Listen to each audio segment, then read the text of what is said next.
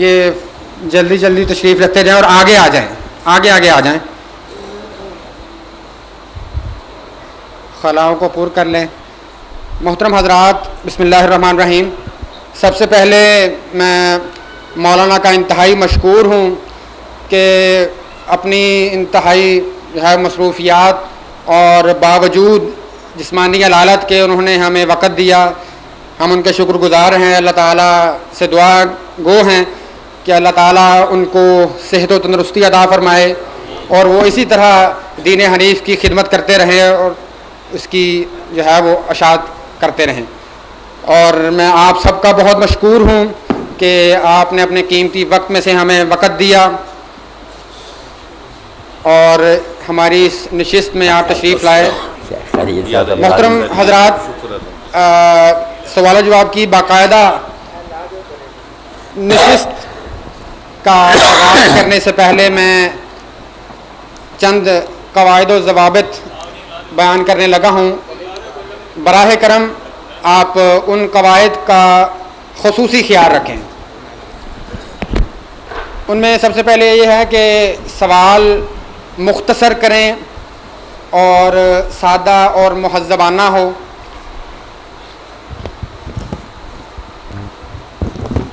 جو مولانا سے سوال کریں گے آپ، وہ صرف اس کا مقصد جو ہے وہ آپ کے علم کی پیاس بجھانا ہو، نہ کہ مولانا کی علمی قابلیت کو جانچنے کا جو ہے وہ آپ اس کو سمجھیں۔ ایک وقت میں ایک ہی سوال کریں تاکہ تمام جو ہے وہ مستفید ہو سکیں افراد۔ سوال ہر قسم کے مسلکی تعصب سے پاک ہو، کوئی ایسا لفظ یا ایسا سوال نہ کریں جس سے امت کے کسی گروہ، کسی جماعت، کسی مسلک یا کسی شخص کی توہین یا دل آزاری ہوتی ہو۔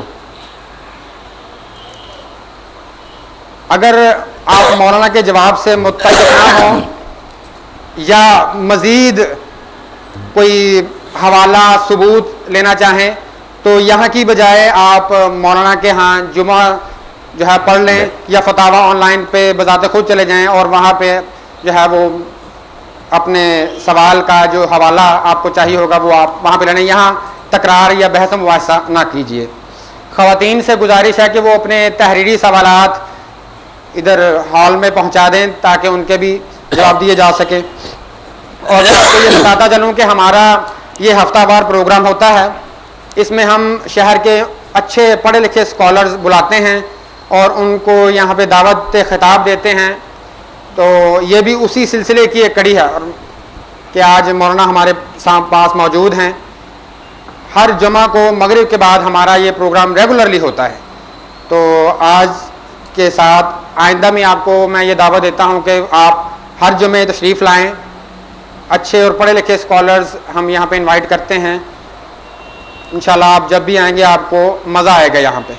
اب میں بغیر کسی توقف کے مولانا کو کہتا ہوں کہ وہ سوال و جواب کی جو ہے باقاعدہ آغاز کریں۔ یہ میں آپ کے پاس آ رہا ہوں مائک لے کے، جس ساتھی کو سوال کرنا مقصود ہو وہ مجھے اشارہ کر دیں۔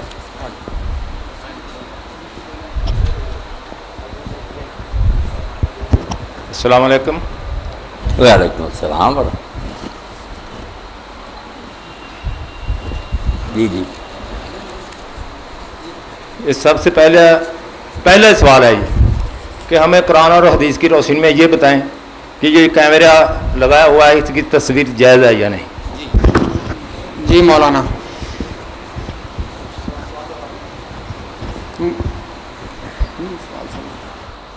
بسم اللہ کو ایسی ہوئی ہے، اللہ میں رحم فرمائے۔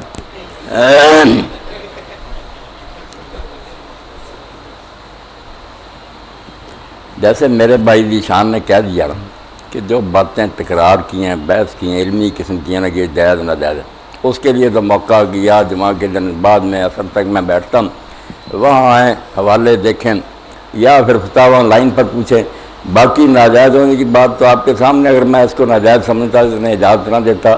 اب دلائل کی بات جو ہے وہ وہاں ہی طے ہو سکتی ہے، کتاب میں جاؤ جہاں صرف یہ آپ دیکھ رہے ہیں کہ یہ جو کچھ ہو رہا ہے میری اجازت سے ہو رہا ہے اور میں اس کو درست سمجھتا ہوں، اور میرا سارے علماء اسلام سے یہی مطالبہ کہ اب یہ تصویر کی حرمت کی بات چھوڑیں، جتنے ذرائع ابلاغ ہیں ان پر آ جائیں۔ الحمدللہ دعویٰ والے آنے شروع ہو گئے، علماء کو قبضہ کرنا چاہیے، ورنہ یہ الغار ہو رہی ہے کہ دانشور رب دین قابض ہو گئے ان چیزوں پر اور وہ گمراہی پھیلا رہے ہیں۔ ہم اسی دن میں پھنسے رہنا کہ تصویر حلال ہے یا حرام، تو موقع ہاتھ سے نکل جائے گا۔ ایسے ہی لاؤڈ اسپیکر پر ہوا تھا، دیر تک کہتے رہے اسپیکر پر نماز حرام ہے، خطبہ حرام، بعد میں عقل آئی تو مسجدوں میں الحمدللہ حرمین شریف میں نا، تو یہ حرمت والی باتیں جو باقی مسائل تحقیق انشاءاللہ ملیں مطمئن کر دیں گے آپ کو کہ یہ تصویریں ان میں نہیں آتی جو حرام ہے۔ بات جو مختصر تھی میں نے عرض کر دی۔ میں جیسے ذیشان نے کہا نا، سوالوں سے پہلے 2-4 منٹ کے لیے آپ ذرا صبر کریں، تمہیدی بھی کچھ کلمات کہنا چاہتا ہوں۔ آپ میں اپنے آپ کو موجود پا کر مجھے دلی مسرت ہوتی ہے، کیونکہ اس محفل سے بڑھ کر کوئی مبارک محفل نہیں جس میں اللہ کا ذکر ہو، اس کے رسول علیہ السلام کا تذکرہ ہو۔ اس سے زیادہ بہتر کون ہے؟ اوقات ہمہ روز کے در یاد بسر شد، ہماری زندگی کے صرف وہ لمحے قیمتی ہیں کہ اللہ رسول کی یاد میں گزر گئے، باقی ہم بے حاصلی و بے خردی بود، باقی تو عمر ہم بے عقلی اور بے وقوفی میں ضائع کر رہے ہیں۔ تو خوش قسمت ہیں آپ لوگ جو اس وقت بیٹھے ہوئے۔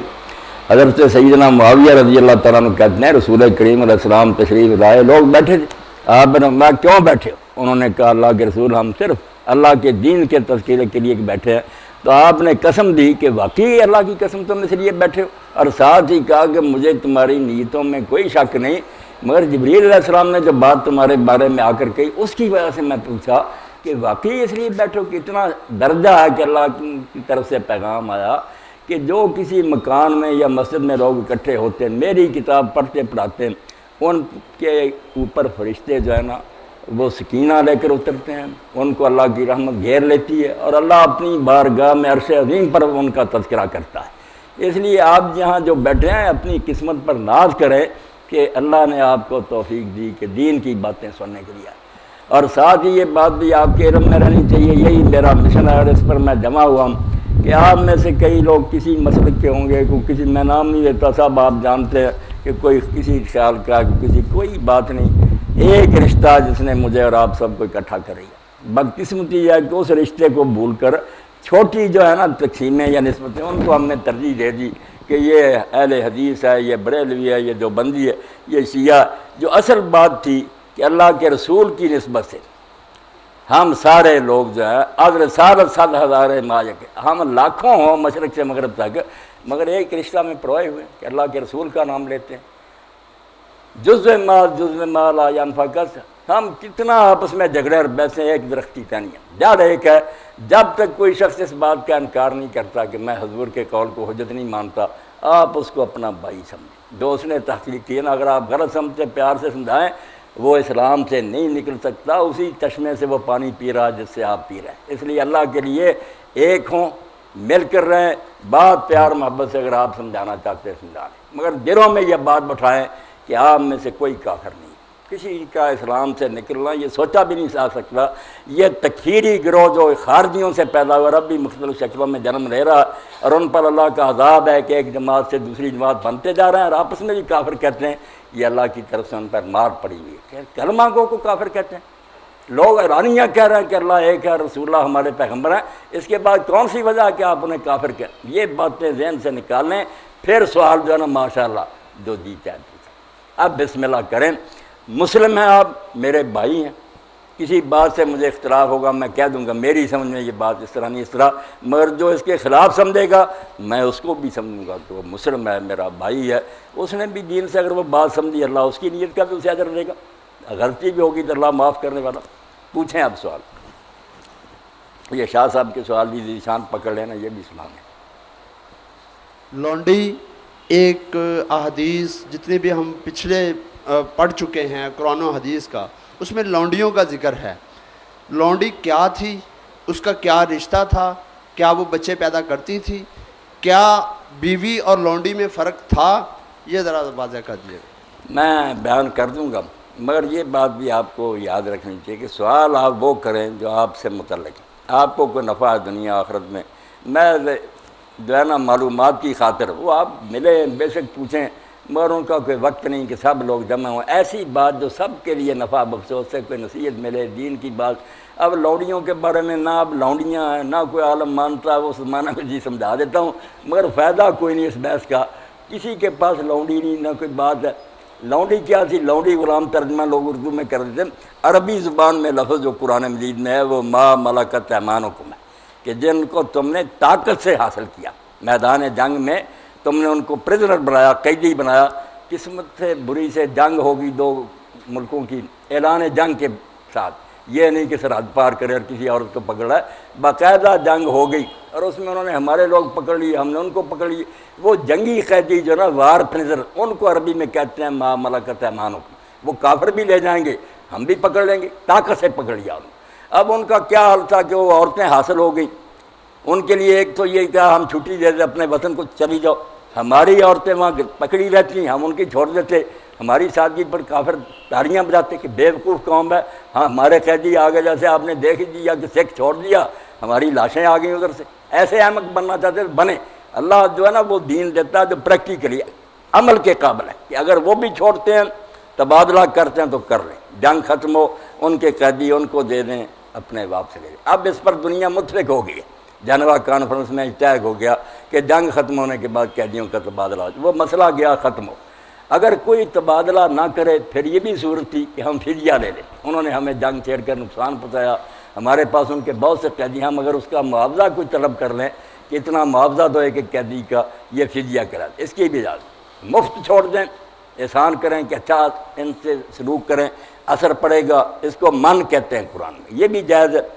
اگر سمجھیں کہ اپنے ملک میں آباد کر لینا ہے، چھوڑنا نہیں. اب ملک میں آباد کرنے ایک صورت تو یہ تھی کہ ان قیدیوں کو ہم جیلوں میں بند کر دیتے، وہ لڑکیوں بھی کی بھی عمریں برباد ہوتی، جو آدمی جو بھی سرتے رہتے. اس کی بجائے اسلام نے 5واں حل کیا کہ اگر چھوڑنا مناسب نہیں ملک میں تقسیم کر دو، جو فوجی ہیں ان کو دے دو، وہ گھروں کے افراد بن جائیں گے. وہ لڑکیاں ان کی بیویاں ہوں گی، صرف نام دو ہوں گے کہ کچھ عورتیں اپنی مرضی سے نکاح میں آئی ہیں، یہ تم نے طاقت سے حاصل کیا ہیں دونوں حلال. اولاد جو ہوگی دونوں کی بالکل جائز اولاد ہے، یکساں وارث ہوگی، کوئی نام نہیں، فرق نہیں، نام دو ہے. ایک ازواج ہیں، بیویاں ہیں، وہ اپنی خوشی سے نکاح میں آئی ہیں. ایک وہ ہیں جو ان کو تم نے طاقت سے پکڑا. اب حکومت کا اراٹ کر دینا کہ یہ صفائی کو دے دی، جس طرح باپ بیٹی دیتا، اس سے بڑھ کر ہے کہ حق میں وقت نہیں دے دی. اندراج ہو گیا، وہ سپاہی کی بیوی ہے، اس سے جو اولاد ہوگی بالکل حلال ہوگا. یہ ہیں لونڈیاں نہ کار کریں، اور اصل نام ہی قرآن کا لینا چاہیے کہ ملک یمین ہے. طاقت کے ذریعہ ان کو ہم نے گرفتار کیا، ان کا یہ حل ہے. باقی عام لوگ اگر اپنے بچے بیچتے ہیں، لوگ پکڑ کر بیچ دیتے ہیں، یہ جرم اتنا بڑا جرم ہے. اللہ کے رسول علیہ السلام نے جو 3 گناہ بیان کیے کہ ان کے خلاف اللہ فرماتا میں خود مستغیث ہوں گا. میری عدالت میں اللہ کہتا میں خود پارٹی بنوں گا. کتنا بڑا جرم. ان میں سے کیا کہ آزاد بچے بچی کو پکڑ کر غلام بنا دینا. یہ غلامی وغیرہ کوئی نہیں، میدان جنگ میں پکڑے ہوئے قیدی ان کا حل ہے کہ وہ ہمارے لے جائیں گے. اگر چھوڑ دیں مل جل کر تو بہت اچھی بات، نہ حل ہو تو انہیں جیلوں میں نہیں رکھا جائے گا، خاندانوں میں تقسیم ہو جائیں گے. وہی حقوق ہوں گے جو بیویوں کے ہیں، کھائیں گی پئیں گی، بیویاں تعلق جائز، بچے حلال، وارث ہیں سارے. اب اس بارے میں کوئی رہ گئی بات، مگر سوال کچھ نا جو عام ضرورت کے نا آپ کی وہ کریں، بسم اللہ، سب کو فائدہ ہو جائے. جی السلام علیکم. جی وعلیکم السلام ورحمۃ اللہ. اسلام میں آج کل جو چل رہا ہے نا کہ عورت اور مرد کے حقوق برابر ہیں، اس کے بارے میں ہمیں بتائیں کہ کیا اسلام میں عورت اور مرد کے دونوں کے حقوق برابر ہیں یا دونوں میں فرق ہے؟ بسم اللہ. یہ سوال بالکل ٹھیک ہے. خاندانوں کی آبادی کے لیے دین نے اس پر بڑا زور دیا. آپ اگر قرآن مجید اور حدیث رسول علیہ السلام پر نظر دوڑائیں نا، کوئی بات اتنی تفصیل اور ڈیٹیل سے بیان نہیں ہوئی. حتیٰ کہ نماز دین کا ستون ہے، وہ بھی قرآن مجید نے کچھ اجمالی اشارے کر دیے، باقی سنت پر چھوڑ دیا.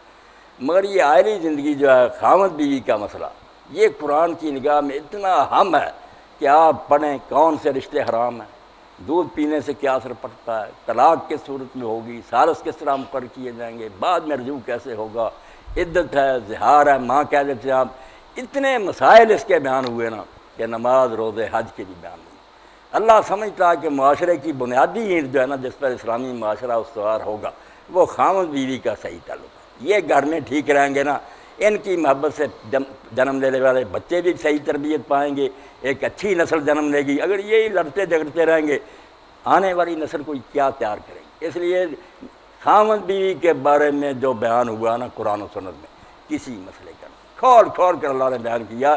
مگر جو بات آپ نے میرے بھائی کی کہ حقوق برابر ہیں، بات جو کہنے کی ہے فرائض مختلف ہیں، اس کی نہیں بات کی، ڈیوٹیاں الگ الگ ہیں، حقوق میں کوئی فرق نہیں۔ جیسا نیک سلوک خاوند مانگتا ہے ویسا ہی سلوک ان کی، وَلَهُنَّ مِثْلُ الَّذِي عَلَيْهِنَّ، جیسے ان پر کچھ ذمہ داریاں ہیں ان کے حقوق کی، خرچہ دینا پڑے گا، مکان حیثیت کے مطابق دینا پڑے گا، اچھا سلوک کرنا پڑے گا، وَعَاشِرُوا بِهُنَّ بِالْمَعْرُوفِ۔ اللہ کہتا ہے جو معاشرے میں دستور ہے نا شریف آدمیوں کا، اس کے مطابق ان کے ساتھ زندگی گزارنا ہوگی، ایک ساتھی کی حیثیت، وہ نوکرانیاں نہیں ہیں، تم دونوں ساتھی بن کر رہنا ہے۔ اور بہت تاکید فرمائی اس بارے میں کہ اگر کچھ چیزوں میں تمہیں بری بھی نظر آتی ہے تو آسان تکرہوا شیئا یجعل اللہ خیرا کثیرا، اگر ناپسند بھی کرتے ہو کوئی عادتیں تو کوئی بات نہیں، کئی خامیاں تم میں بھی ہوں گی، اگر ناپسندیدگی کے باوجود تم نبھا کرو گے تو اللہ اس میں بڑا خیر کثیر دے گا، اتنے بھلے نصیب ہوں گے۔ یہ امتحان دے دو کہ اس کی عادتیں کچھ نہیں اچھی، یہ کھانا پکانا نہیں ہے، کوئی بات نہیں، تم میں بھی بہت سی کمیاں، فین کرے تم نہ، اگر ناپسند کرتے ہو تو تم کوئی پاک صاف ہو، اللہ ہو کہ تم میں کوئی عیب نہیں ہے، ہر میں کچھ کمی ہے۔ اس لیے حقوق برابر ہے بالکل نیک سلوک کی حد تک، مگر ذمہ داریاں الگ ہیں۔ کام یہ خراب ہوا کہ جو مردوں کے کام تھے یہ کما کر لائیں، انہیں خرچہ دیں، انہیں محنت کرنے کا کوئی کام نہیں ہے، کیوں دھکے کھاتی پھریں؟ صبح ہی بیچاریاں نکلی ہوتی ہیں، بچے چھوڑ جاتی ہیں، بس سٹاپوں پر دیکھتا ہوں دھکے کھا کر جاتی ہیں، بڑی بڑی دور نوکریاں کریں، شام کو تھکی ماندی آتی ہیں۔ کیا معاشرت ہو؟ وہ مل جل کر پیار محبت کرے نا، کیا ہے؟ بچے بھی پڑے پھینکے، آپ بھی، وہ کیا محبت کرے گی، کیا گھر چلائے؟ ڈیوٹیاں اللہ نے تقسیم کی ہے، مسئلہ یاد فرائض الگ ہیں کہ ہر شخص اپنا کام کرے، ان کا کام گھر سنبھالنا ہے، آپ لوگوں کا کام باہر سے کما کرنا ہے۔ آپ لائیں، انہیں حیثیت کے مطابق خرچہ دیں، اچھا سلوک کریں، اپنے بچوں کی ذمہ داریاں اٹھائیں، کوئی حاجت ہے بیویوں کی پوری کریں۔ یہ حتیٰ کہ اللہ کے رسول علیہ السلام نے یہاں تک فرمایا کہ اگر تم حلال کما کر اپنی بیوی اور بچوں کے منہ میں دیتے ہو تو اللہ اس پر بھی صدقہ کا ثواب دیتا ہے۔ تو گھر چلانا کام ہے۔ اب ظاہر بات ہے کہ کام تو مختلف ہوں گے، کارخانے میں اگر ہر شخص مینیجر ہی بن جائے تو کام کیسے چلے؟ کوئی مزدور ہوگا، کوئی مینیجر ہوگا، کوئی ہوگا سیل مین۔ اسی طرح عورتیں گھر سنبھالیں گی، اور یہ جو بن گیا نا کہ ان کو جیل میں بند رکھا، یہ لوگوں نے بدماشی کی ہے، اس طرح ان کو باہر نکالو۔ اور جو حال ہے ان کا، میں نہیں اپنی بہنوں کے سامنے کہنا چاہتا، ہر شہر سے میں واقف ہوں کہ فیکٹریوں میں ان کے ساتھ کیا ہوتا ہے۔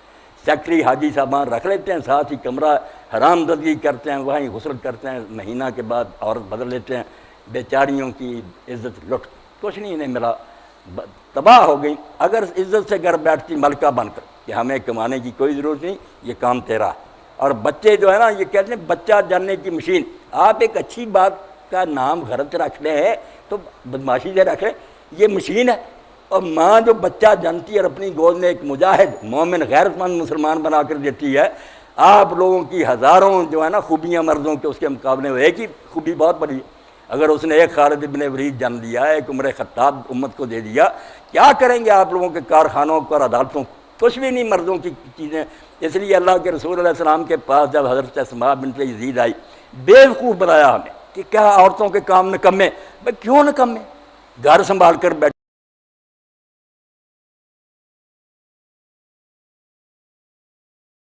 پیار سے آگے، گھر کا ماحول سنبھالنا برائی ہے، باہر کام کرنا زیادہ خوبی کی بات ہے۔ جوتیاں کھٹی ہیں، مرد کرنے آتا ہے، اسے سکون ملتا ہے، وہ محبت اور پیار سے گھر بیٹھتا ہے، کھانا اس کے لیے تیار ہے۔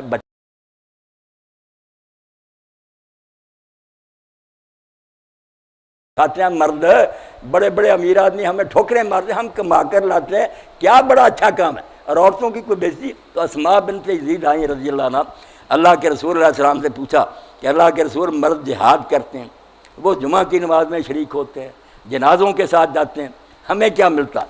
تو اللہ کے رسول علیہ السلام نے فرمایا کہ میں نے عورتوں کی طرف سے ایسی نمائندہ عورت کبھی نہیں دیکھی۔ اس نے ایسا اچھا سوال کیا، کہا ساری عورتیں یہی پوچھ رہی، تو فرمایا تم بے فکر رہو، جو عورت گھر کا کام کرتے ہوئے اس کا یہ حال ہو جائے کہ اس کو نہانے دھونے کی فرصت بھی نہیں، اس کے سار میلے ہو جائیں، ہاتھوں پر میل جم جائے، وہ قیامت کے دن میرے ساتھ آپ نے 2 انگلیاں ملا کر کہا کہ میرے ساتھ ایسے ہو۔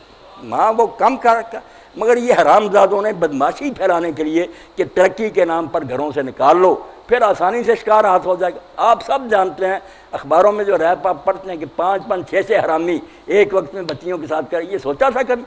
جانوروں سے گزر گئے ہیں۔ تو اگر دین یہ کہتا ہے کہ حقوق آپ کے برابر ہیں بلکہ زیادہ، اللہ کے رسول علیہ السلام سے جب پوچھا ایک شخص نے کہ میں کس سے نیک سلوک کروں، سب سے اچھا سلوک کرنے کا کون حقدار؟ فرمایا تیری ماں۔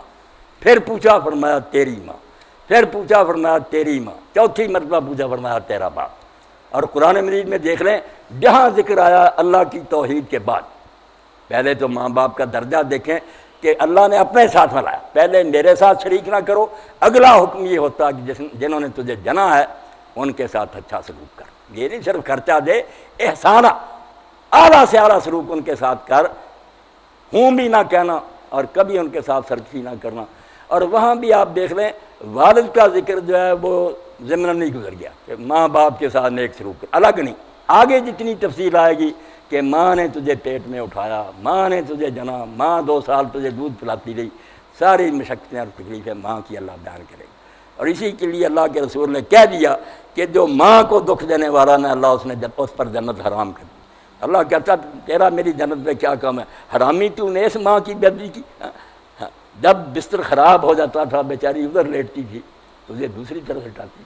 اگر تو بیمار ہو جاتا ساری رات بے قرار رہ کر تیرے سرانے کھڑی رہتی، مگر خدمت کا وقت آیا تو نافرمان ہو گیا، تیرے لیے جنت میں کہاں جگہ؟ تو یہ شرارت کی بات ہے کہ عورتوں کے حقوق اسلام میں نہیں۔ آپ پڑھے، کوئی حقوق کسی نے ان کو نہیں دیے، ترقی کے نام پر صرف ذلیل کیا ہے۔ اسلام ان کو کہتا اگر ماں ہے اس کے قدموں کے نیچے جنت ہے، اگر وہ بیٹی ہے فرمایا جس کے گھر میں 3 بیٹیاں ہو جائیں، برا نہ منائے، اچھی تربیت کرے، کننا ستر اللہ من النار، وہ باپ کے لیے دوزخ کی طرف سے پردہ ہو جائیں گی، آڑ بن کر کھڑی ہو جائیں گی کہ ان کو ہم نے دوزخ میں نہیں جانے دیتا۔ اور اگر فرمایا بیوی ہے، خیرکم خیرکم لأہلی، مسلمانوں تم میں سے سب سے اچھا وہ شمار ہوگا جس کا سلوک اپنی بیوی سے اچھا ہوگا۔ تو اللہ کی امانت سمجھ کر لایا تھا، اس باپ نے اپنی عزت تیرے حوالے کی تھی نکاح کے وقت، تو گارنٹی اس کے پاس کیا تھی کہ صرف یہ اللہ سے ڈرے گا۔ اور اسی لیے آیتیں پڑھی حضور علیہ السلام نے خطبہ کے موقع پر۔ وہ بدقسمتی سے اب رسم بن گئی کہ مولوی صاحب آتے ہیں چوروں کی طرح پڑھتے ہیں، نکاح ہو گیا جی دعا کرو، کسی کے پلے کچھ نہیں پڑتا۔ اس طرح سٹیج ہونا چاہیے، سپیکر ہونا چاہیے، عالم آیتیں تلاوت کرے اور پوری تقریر کرے کہ میں نے کیا پڑھا، ان آیتوں میں کیا کرا۔ اللہ اس میں 5 مرتبہ کہتا ہے ان آیتوں میں اتقوا اللہ، بیٹا اللہ سے ڈرنا، ورنہ قبول کے بعد ہمارے ہاتھ میں کچھ نہیں رہے گا۔ ہمارے جو سر کے بال ہیں وہ تیرے پیروں کے نیچے آ جائیں گے، اس کے بعد ہماری عزت تیرے ہاتھ میں۔ اللہ سے ڈرنے کی 5 آیتیں حضور نے پڑھی، اور ساتھ ہی کہا ان اللہ کان علیکم رقیبا۔ صرف مرد اس وقت نہیں اس نکاح کو سن رہا ہے، اللہ خود اس مجلس میں موجود ہے، وہ دیکھ رہا ہے کہ تم کس نیت سے ایجاب کرتے ہو۔ قولوا قولا سدیدا، جب کہو گے نا میں نے قبول کیا تو نیک نیتی سے کہنا، کھوٹ نہ رکھنا۔ یصلح لکم اعمالکم، اللہ تمہارے سارے کام سنوار دے گا۔ یغفر لکم ذنوبکم، کوتاہیاں کو رہ جائیں گی بخش دے گا۔ ومن یطع اللہ ورسولہ فقد فاز فوزا عظیما، اللہ رسول کی مان کر تم دونوں رہو گے تو ساری دنیا میں بیڑے پار ہو جائیں گے آگے۔ ایسی آیتیں حضور نے پڑھی۔ تو آپ یہ سن لیں کہ حقوق میں عورتیں زیادہ ہیں مردوں سے، فرائض الگ ہیں کہ وہ کام جو ان کے کرنے والے ہیں وہ مرد نہیں کریں گے، مردوں والے کرنے کی وہ نہ کوشش کریں۔ دایاں ہاتھ دایاں رہ، بایاں بایاں رہ، یہ دونوں اگر جڑنا شروع کر دیں میں بایاں کیوں بنا یہ دایاں، تو فساد ہے۔ انہوں نے فساد معاشرے میں ڈالا۔ ایک ڈرائیونگ سیٹ پر بیٹھا ہوا ہے، دوسرا جو ہے وہ سردار دوسری طرف بیٹھا۔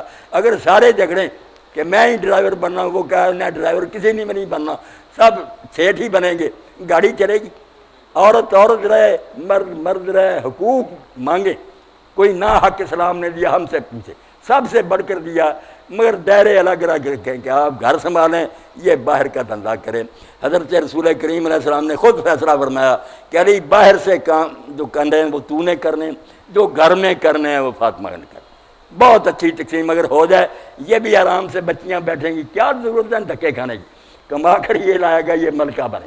یہ ہے بھائی میری بات کے حقوق بہت ہیں، فرائض الگ الگ، ڈیوٹیاں جدی جدی۔ جی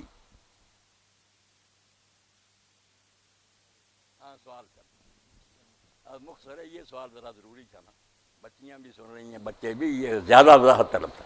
اس زمانے میں یہ فتنہ لوگ پھیلا رہے ہیں نا کہ عورتوں کے ساتھ ظلم ہوتا، توبہ توبہ۔ ہم جب دین پڑھتے ہیں، دین میں جو عورتوں کے لیے وہ کہاں ہے؟ رکوع سے کھڑے ہوتے وقت امام کہتا ہے سمع اللہ لمن حمدہ، مقتدیوں کو بھی سمع اللہ لمن حمدہ کہنا چاہیے، اور پھر ربنا لک الحمد کہنا چاہیے۔ بہت دیر سے یہ مسئلہ آ رہا۔ اللہ کے رسول علیہ الصلوۃ والسلام کی سنت سے جو ثابت ہے، امام کے لیے تو دونوں ہی ہیں، کہ امام دونوں ہی کہے گا، سمع اللہ لمن حمدہ، پھر ربنا لک الحمد بھی کہے گا۔ اس بارے میں امام ابو حنیفہ رحمۃ اللہ علیہ، یہ دوسرے بزرگ جو کہتے ہیں نا کہ نہیں یہ بانٹا ہوا، امام صرف سمع اللہ لمن حمدہ کہے گا، مقتدی صرف ربنا لک الحمد، نہیں، سنت صحیحہ سے جو ثابت ہے امام دونوں کہے گا۔ مقتدی کا مسئلہ ذرا پیچیدہ ہے، کیونکہ اس میں اللہ کے رسول نے یہ کہا کہ جب امام سمع اللہ لمن حمدہ کہے تو تم ربنا لک الحمد کہو۔ اس میں اس کے مقتدی کے کہنے کا ذکر نہیں، صرف یہ ہے کہ تم ربنا لک الحمد کہو۔ امام دونوں آپ کہتے تھے، امام کو دونوں ہی کہنے چاہیے۔ اب کچھ نے کہا کہ اس سے معلوم ہوتا مقتدی نہ کہہ ربنا لک الحمد، کسی نے کہا یار اس میں صرف ذکر ہے کہ تم یہ کہو، منع نہیں پہلے سے، اس لیے امام شافعی والی بات ٹھیک ہے کہ امام بھی دونوں کہتا ہے، جو امام کہتا ہے وہ تم بھی دونوں کام کرو، سمع اللہ لمن حمدہ بھی کہو، ربنا لک الحمد بھی کہو۔ تو امام کے لیے تو بات ہوگی بالکل طے کہ وہ سمع اللہ لمن حمدہ بھی کہے گا اور بعد میں ربنا لک الحمد بھی کہے۔ مقتدی ان دونوں میں سے جو مرضی کہہ لے، دونوں کہہ لے، یا صرف ربنا لک الحمد، یہ اجتہادی مسئلہ، کوئی بات نہیں، دونوں درست۔ مولانا صاحب، و تو عز و منتشا و تو ذل و منتشا، اس کا روایتی ترجمہ ہے کہ اللہ جسے چاہتا ہے عزت دیتا ہے، جسے چاہتا ہے ذلت دیتا ہے۔ تو یہ تو پھر تھوپ دینے والی بات ہے کہ جسے جو مرضی دے دے، پھر اس میں انسان کا کیا قصور ہے؟ اس پر سر تھوڑی سی روشنی ڈالیں ترجمے پر۔ میرے بھائی، صرف عزت ذلت نہیں، رزق کا کم ہونا، رزق کا بڑھنا، تندرستی دینا، بیماری دینا۔ میں اب درست بول رہا ہوں، ابھی فالج ہو جائے جو مرضی ہوتا تو وہی ہے جو اللہ چاہتا ہے۔ اللہ تعالیٰ دنیا پیدا کر کے بے دخل نہیں ہو گیا، اپنی دنیا پر اس کا پورا ہولڈ ہے، یہ دنیا اس کے قابو میں ہے۔ زمین و آسمان میں جو کچھ ہو رہا ہے اس کی اجازت دیتا ہوتا ہے، اگر وہ اذن نہ دے نہ کوئی برائی کر سکتا، نہ نیکی، یہ نہیں کہ کہتا کرو مگر کرنے دیتا۔ اگر کوئی بدماشی کرنا چاہتا تو اجازت اس کی طرف سے کر لے، مگر جائے گا تو جہنم میں، تجھے اختیار ملا ہے۔ کوئی نیکی کرنا چاہتا اللہ اس کو بھی نہیں روکتا، اختیار ہمیں ملا ہے، مگر ہوتا وہی ہے جو اللہ چاہتا۔ میں حج کرنا چاہتا ہوں، اگر اللہ تعالیٰ کو منظور نہیں، کسی حکمت کی وجہ سے مجھے موقع نہیں ملتا، بیمار ہو جاتا ہوں، حکومت اجازت نہیں دیتی، تو حج نہیں میں کر سکا ارادے کے باوجود، مگر اللہ کی رحمت ہے کہ ثواب نہیں میرا وہ ضائع کرتا، ثواب مجھے پورا ملے گا۔ نہ ہو سکے وہ کام کوئی بات نہیں۔ تو عزت ذلت جو ہے نا، کوئی اوپر جاتا ہے کوئی نیچے ہوتا، تو اللہ کی طرف سے فیصلہ، مگر وہ فیصلے حکمت پر مبنی ہے کہ اگر لوگوں نے کوشش کی، جہاد کیا، سچے مومن بن گئے، اللہ عزت دے دیتا۔ چاہتا وہی ہے، مگر چاہتا اصول کے تحت ہے۔ کیا ہو گیا؟ بند ہو گیا۔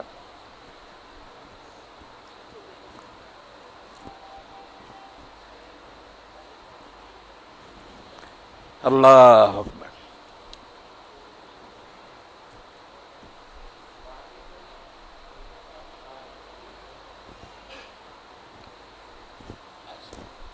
تار نیچے آ گئی۔ ہوگا بھائی وہی جو اللہ چاہے گا، مگر اللہ کے چاہنے کے اصول ہیں، ضابطے ہیں، بے ڈنگا نہیں چاہتا۔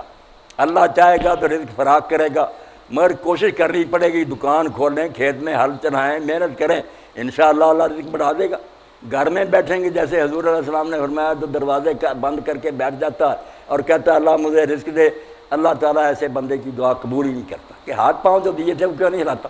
جو پہلے تجھے دے دی وہ تو بغیر تیری دعا کے میں نے دی ہوئی ہیں، پہلے برتنا ان کو، آگے مرحلہ آئے گا جہاں تو بے بس ہو جائے گا، پھر مجھے کہنا وہ کام میں کروں گا جو کرنے کے اللہ نے مجھے ہاتھ دیے، منہ دیا، روٹی سامنے پڑی، میں اٹھا کر کھاتا نہیں، بھوکا ہوں، تو بھوک اللہ ہی دور کرے گا، مگر طریقہ یہ روٹی کھا، میں اٹھاؤں نا، اللہ کیوں پھر مجھے رزق دے گا، پھر بھوکا ہی مروں گا۔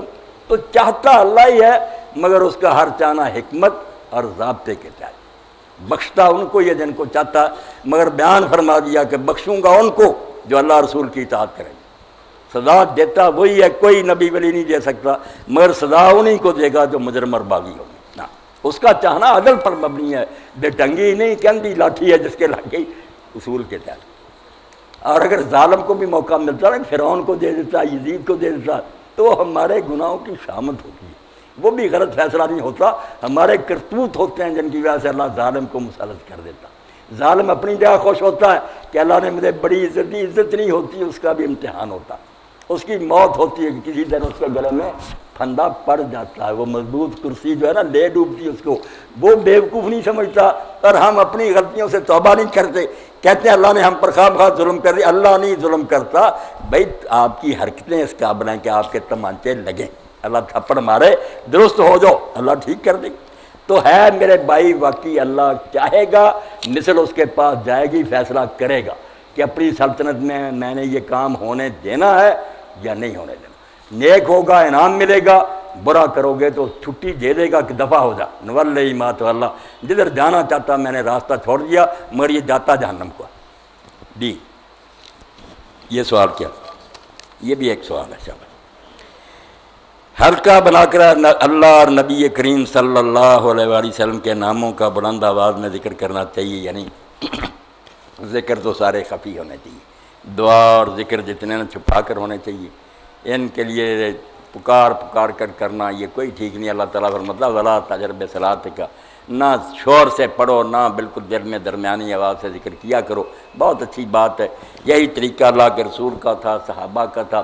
اب یہ بے ڈھنگی چال دیکھیں، میں مثال دے دیتا ہوں کہ اگر نماز میں کوئی گروہ سورہ فاتحہ امام کی سننے کے بعد کہہ دیتا آمین ذرا اونچی آواز سے، تو ہمارے علماء حضرات آیت نکال لیتے ہیں اذکروا ربکم تضرعا خفیہ، اللہ کہتا ہے اپنے رب کو آہستہ پکارو، آمین کو روکنے کے لیے یہ آیت بے موقع، حالانکہ 7 آیتیں امام نے جو اصل دعا تھی اونچی آواز سے پڑھی ہیں، اس وقت آیت کہاں گئی تھی؟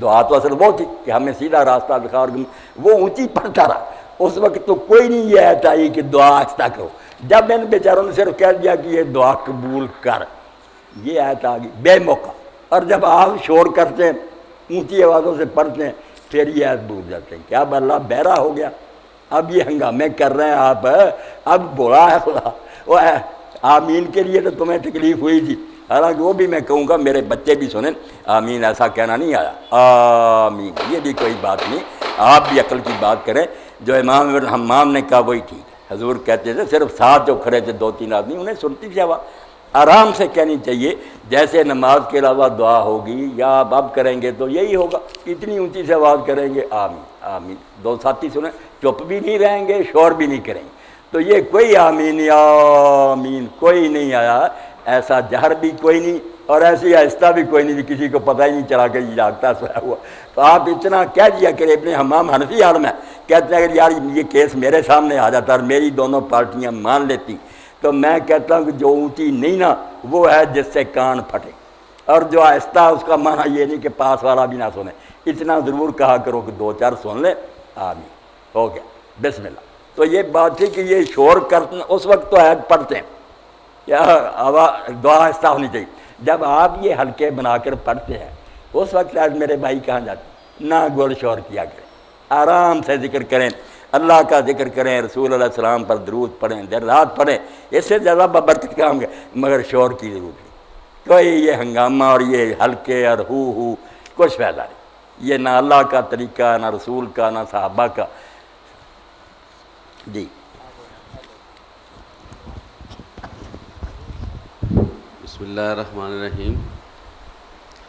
مولانا صاحب آپ سے یہ سوال کرنا ہے میں نے کہ اس وقت علمی محفلیں بھی بہت زیادہ برپا ہو رہی ہیں، گفتگو ہوتی ہے اخبارات میں اور مختلف طریقے سے پروگرامز بھی آ رہے ہیں، لیکن اس میں ایک چیز جو سب سے اہم وہ یہ ہے کہ ایک عام آدمی جو ہے وہ اپنے کردار کا تعین کیسے کرے کہ مجھے کیا کرنا ہے، کیونکہ جب تک ایک شخص خود اس کو احساس نہیں ہوگا کہ میرا کیا فنکشن ہے، اس کو گفتگو سننے کا کوئی فائدہ نہیں ہے۔ سب سے پہلے اس کی تیاری ہونی چاہیے کہ وہ کیا کرے۔ ایسے لوگ جو ملازمت پیشہ ہیں، 12 گھنٹے ڈیوٹی کرتے ہیں یا کاروبار کرتے ہیں یا سرکاری ملازم ہیں، عام سطحی لوگ ہیں، نارمل لوگ ہیں، ان کو کیسے کامیابی دنیا میں یا آخرت میں حاصل ہو سکتی ہے؟ دنیا میں رہتے ہوئے پریشانیاں بھی ہیں اور کنفیوژنز بہت زیادہ ہیں، مسائل ہیں، ان سے وہ کیسے نکلیں اور کیسے اپنی زندگی کو آخرت کے لیے کامیاب کرا سکتے ہیں، اس کے بارے میں ذرا ماشاء اللہ بہت اچھی بات. ایسی جو زندگی کے لیے کارآمد محض فلسفیانہ باتوں کا کیا فائدہ.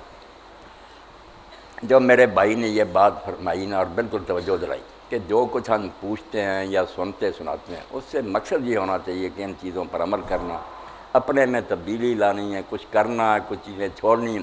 اگر یہ نہیں تو یہ ساری ورزش فضول ہے، زبان کا ہی ہے یہ دھندا اور کانوں کا چسکا.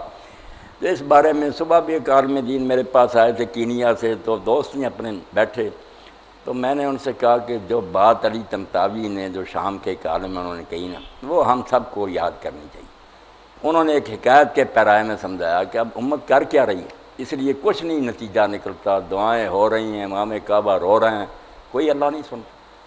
ایک مجلس میں سوال کیا لوگوں نے یونیورسٹی میں مجھ سے کہ اتنا مجمع ہوتا حج کا، امام ہوتا اس میں، کوئی ایسا بندہ نہیں کہ اللہ اس کی سنے. میں نے کہا اللہ کیوں سنے؟ اللہ کو کیا پڑی آپ کی پارٹی بنے؟ آپ اللہ کا کیا کرتے ہیں؟ رونے سے اللہ کیوں سنیں گا؟ تو علی طنطاوی فرماتے ہیں کہ بادشاہ ہو گیا بیمار، بالکل یہ میرے اور آپ پر لاگو ہوتی ہے بات. طبیبوں نے کہا کہ بادشاہ سلامت آپ کے لیے جو دوائی تیار ہونی نا وہ ایک حوض جو ہے نا تالاب دودھ کا بھرا ہونا چاہیے، اس میں دوائی بنے گی. اس نے ایک حوض بنوایا اور اعلان کر دیا کہ سب شہر کے لوگ جائیں اور ہر آدمی ایک ایک گلاس دودھ کا اس میں ڈالتا ہے. میں صبح بھرا ہوا دیکھوں گا حوض. اب میں کیا نا پہلا دانار دانشور، میں نے کہا سب دودھ ہی ڈالیں گے، چلو میں پانی ڈال دوں تو کیا پتہ چلے گا. میں نے پانی ڈالا، آپ گئے، آپ نے بھی کہا لوگ دودھ ڈالیں گے پانی. صبح بادشاہ گیا تو میرے بھائیوں وہاں کچی لسی بھی نہیں ملی، پانی. کام ہمارا یہ ہے کہ پانی دودھ کوئی نہیں ڈالتا، کرتا کراتا کوئی نہیں، نہ عالم کرتے ہیں نہ عوام کرتے ہیں. دعائیں ہیں، سیمینار ہیں، کانفرنسیں ہیں، الحمراء ہوٹل میں ہو رہا ہے، ہواری میں وہ کھا پی رہے ہیں سب. کسی کا ارادہ نہیں کہ کچھ کرنا. آپ نے سنا کہ یہ کام کرو، شروع کرو. جن چیزوں سے روکا گیا وہ چھوڑ دو، توبہ کرو، تو کوئی فائدہ ہوگا نا. کہ اس جمعہ میں کوئی حضرت سیدنا عبداللہ ابن مسعود رضی اللہ عنہ فرماتے ہیں کہ ہم جب سید عالم سرور کائنات حضرت محمد رسول اللہ سے قرآن پڑھتے تھے تو 10 آیتیں اگر پڑھتے تھے نا آگے سبق نہیں ہوتا تھا. 10 آیتوں میں جو کچھ آیا تھا نا کہ یہ کرو، وہ سارے کام شروع کر دیتے. جن سے روکا گیا تھا رک جاتے. جب اس پر عمل پورا ہو جاتا تھا نا پھر اگلی 10 آیتیں شروع ہوتی. جب قرآن پورا ہوتا تھا تو علم بھی مکمل ساتھ ہی عمل بھی مکمل. لوگ جو تھے نا وہ قرآن بن چکے ہوتے تھے. قرآن کتاب ہوتا تھا، یہ چلتے پھرتے قرآن ہوتے تھے، جن کا اٹھنا بیٹھنا بولنا چلنا قرآن کے سانچے میں. اب جب یہ کام نہیں ہوتا، یہ راز کسی کو نہیں معلوم کہ مومن قاری نظر آتا ہے حقیقت میں ہے قرآن. قرآن تو ایک کتاب ہے، وہ میری اور آپ کی شکل میں ڈھل جائے کہ لوگ آواز سنیں. کہا قولوا للناس حسنا، لوگوں سے اچھی بات کہو. اگر سلوک کرے فرمایا ایسی طریقے سے پیش آ کہ گردن اکڑی ہوئی نہ. قرآن کہتا جاتا وہ بنتے جائیں. لوگ آپ کو دیکھیں تو پھر جیسے ام المومنین سیدہ عائشہ رضی اللہ عنہ فرماتی ہیں کیسی بات ہے، اللہ کے رسول کی اس سے زیادہ کوئی تعریف نہیں. آپ ہزاروں نعتیں بیان کریں کچھ بھی نہیں، ایک ہی جملہ کافی ہے. آدمی نے پوچھا کہ ام المومنین رسول اللہ کا کردار کیا تھا، کیا اخلاق تھے آپ کے، چال چلے، کیریکٹر کیا تھا؟ کہا تم نے قرآن پڑھا؟ اس نے کہا ہاں پڑھا. تو ام المومنین رضی اللہ تعالیٰ نے فرمایا کانا خلقہ القرآن، جو قرآن میں بیان ہوا نا یہ سارا حضور کا کردار تھا. رسول اللہ کو دیکھ لو چلتا پھرتا قرآن تھا، قرآن پڑھ لو یہ لکھا ہوا محمد تھا، جو آپ میں تھا اس میں بیان ہوا. اسی لیے مولانا ابوالکلام آزاد رحمۃ اللہ علیہ فرماتے ہیں ہم قرآن پڑھتے ہیں، اس میں قصے بھی آتے ہیں، مسائل بھی آتے ہیں، کہانیاں بھی آتی ہیں. آدم علیہ السلام سے لے کر ہم اپنے زمانے تک پڑھتے ہیں. وہ کہتے ہیں نام بدلا ہوا پردہ، وہ بات اصل میں محمد کی ہو رہی ہوتی صلی اللہ علیہ وسلم. سارا قصہ تو آپ کا ہی ہوتا، آپ پر وہی گزری جو نوح علیہ السلام پر گزری، جو موسیٰ علیہ السلام پر. اس لیے قرآن کے مطابق ڈلے. بالکل ٹھیک کہا بھائی نے کہ بدلنا نہیں اگر تو یہ سارا کاروبار بیکار ہے، فضول ورزش ہے، کوئی نفع نہیں ہوگا، اللہ کے ہاں کوئی اجر نہیں ملے. باقی جو ہے نا کہ ایک آدمی کس طرح گزارا کرے، تو پہلے بھی بات ہوئی کہ اللہ کا اصول اگر پوری جماعت، فرد کا معاملہ لگا، ایک آدمی تو تنہا تو رسول اللہ کے زمانے میں بھی تنگ ہو سکتا تھا، مگر اگر پوری جماعت انقلاب لے آئے نا، حکمران نیک ہو جائے، ملک کا دستور قرآن و سنت ہو جائے، امیر لوگ جو سمجھ لے کہ ہمارے مال ہمارے نہیں ہیں، امانت ہے، اور ہمارے بھائی جو تنگ رخصت ہیں ان کا حق ہے، ان تک ہم نے پہنچانا، احسان نہیں، اپنی ضرورت سے جو زائد ہے ان کا ہے، یہ ڈیو ہے ان کا، اگر ہم نے نہ دیا تو جیسے قرضہ دبانے والا مجرم ہے، ہم اس طرح کے مجرم ہوں گے۔ تو وہاں ایسے لوگ پیدا ہو جائیں گے کہ پھر معاشرے میں کوئی شخص نہیں مرے گا۔ کس درینجہ محتاج نے دین جہاں آ جاتا وہاں کوئی آدمی محتاج نہیں ہوتا، اس کی ضرورت گھر بیٹھے لوگ آ کر پوری کرتے ہیں۔ باقی جو ہیں حالات، سارا نظام بگڑا ہوا، یہاں قرآن مجید کی رہنمائی مدد کرتی ہے۔ ایسے زمانوں میں پیغمبر ہوئے کہ حکومت کفار کی تھی، یہ انقلاب نہیں لا سکے، وہاں پھر قرآن مجید نے کہا کہ بندہ مومن جو نا اس کو دین میں عقیدہ تقدیر پر ایمان رکھنا چاہیے کہ جو کچھ ہو رہا ہے نا اللہ کی نگاہ میں ہے، اللہ تو اس سے بے خبر نہیں ہے، وہ تیرے حالات کو جانتا ہے۔ اگر مشکلات میں تو مبتلا ہے نا تو یہ چند روزہ زندگی حوصلے اور صبر سے گزار، اپنی عزت آبرو نہ برباد کرنا۔ غیرت ہے بڑی چیز جہان تگ و دو میں، ایک کنگار بھی نہ ہو مگر خوددار ہو، کسی کے سامنے ہاتھ نہیں پھیلاتا۔ غیرت ہے بڑی چیز جہان تگ و دو میں، پہناتی ہے درویش کو تاج سر دارا۔ ایک کنگار بھی بادشاہوں سے بڑھ سکتا ہے، جھکتا نہیں، ایک امیر ہو کر بھی کتے کی طرح ان کے پاؤں چاٹتا پھرے گا، وہ محتاج سمجھتا ہے۔ تو قرآن یہ کہہ دیتا اس کو اگر معاشرہ نہیں ٹھیک، یہ لوگ حقوق نہیں دیتے تو اپنی خودی برباد نہیں کرنی، وہ اللہ پر بھروسہ کر، جو رزق مل رہا ہے اس پر قناعت کر۔ اور تنگی بھی ہے تو میں آپ کے سامنے خواجہ نظام الدین اولیاء رحمۃ اللہ علیہ کا حوالہ دوں گا، دہلی میں ان کی بارگاہ محبوب الہی، تو بہت بڑے ولی، تو بادشاہوں کا بھی زمانہ تھا، بڑے بڑے بادشاہ چاہتے تھے کہ ہم سے کوئی یہ لیں، آپ نے کبھی نہیں ان سے کچھ مانگا۔ اور گھر میں حال یہ تھا، کبھی فاقہ ہو جاتا، کبھی روٹی ہوتی، اماں ہی تھی، وارث بہت ہو گئے، تو گھر میں حضرت خواجہ نظام الدین رحمۃ اللہ علیہ آتے، تو جس دن فاقہ ہوتا نا، اماں کا ایک محاورہ تھا، اس دن کہہ دیتے نظام الدین امروز مہمان خدا ہستے، آج ہم خدا کے مہمان، آپ سمجھ جاتے کہ آج کھانے کو کچھ نہیں، اللہ کے مہمان۔ اور حالت یہ تھی کہ کئی دن جب مشک لگاتار ملتا نا، آپ پھر کسی دن کہہ دیتے اماں دعا کرو اللہ کے مہمان بنے۔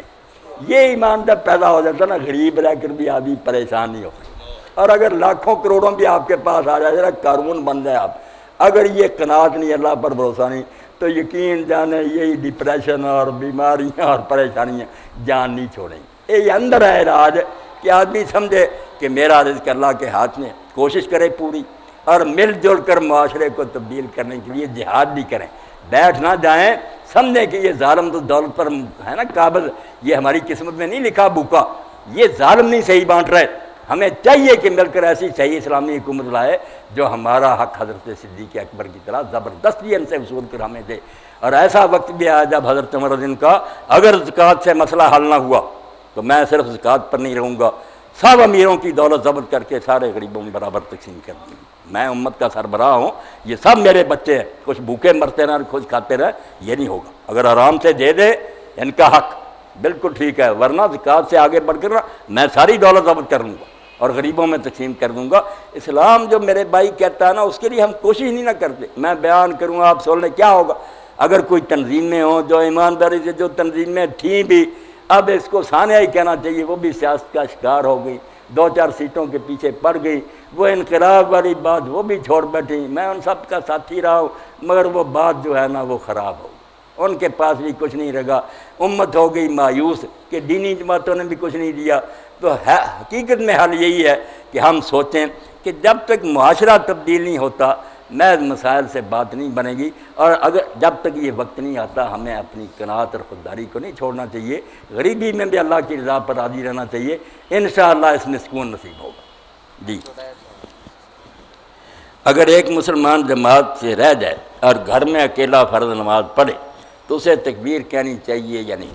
بہت عمدہ سوال ہے، یہ صرف جو جماعت سے رہ جائے اس کا نہیں ہے، میری بہنیں بھی سن رہی ہیں، آپ بھی سن لیں، اس مسئلے سے علم والے لوگ بھی غافل ہیں، حالانکہ یہ سارے مسئلے کو نماز کسی شخص کو بے شک وہ جماعت سے پڑھے یا اکیلا پڑھے، فرض نماز بغیر تکبیر کہے نہیں پڑھنی چاہیے، کوئی بغیر تکبیر کہے نماز نہ پڑھے۔ ایسے تابعین بھی ہیں جو فتویٰ دیتے تھے اگر آپ لوگوں نے اقامت نہیں کی اور نماز پڑھ لی، نماز ہی نہیں ہوئی، دوبارہ پڑھیں۔ اقامت ضرور کہنی ہے، اور اذان بھی اگر کہہ رہے ہیں تو بہت اچھی بات، اونچی آواز سے کہنے کی ضرورت نہیں، اذان کے کلمے کہہ لیں، دعا کر لیں، بعد میں اقامت کہیں۔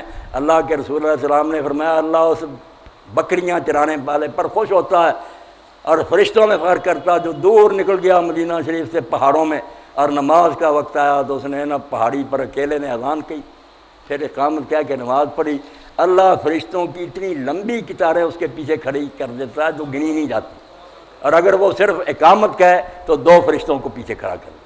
اب ام المومنین عائشہ صدیقہ رضی اللہ عنہا کا پڑھیں، وہ فرماتی ہے ہم عورتیں بھی اذان کہتی تھیں، ہم عورتیں بھی تکبیر کہہ کے نماز پڑھتی، مگر یہ سنت مٹ گئی۔ بڑے بڑے عالموں سے جب میں نے ذکر کیا حیران ہوئے، میں نے کہا نکالو فقہ کی کتابیں، وہاں نہیں لکھا کہ ایک آدمی تنہا بھی نماز پڑھے تو اقامت کیا کر پڑے۔ آپ بھی حیران ہوئے کہ گم ہو گیا یہ مسئلہ۔ تو ہر شخص جو ہے نا اگر جماعت ملے تو ایک کی تکبیر ہی سب کے لیے کافی ہے، اگر رہ گیا بدقسمتی سے آپ اقامت پوری کہیں، انشاءاللہ 2 فرشتے تو پیچھے کھڑے ہو جائیں گے۔ جی خوش رکھے اللہ پاک، برکت۔ بسم اللہ الرحمن الرحیم۔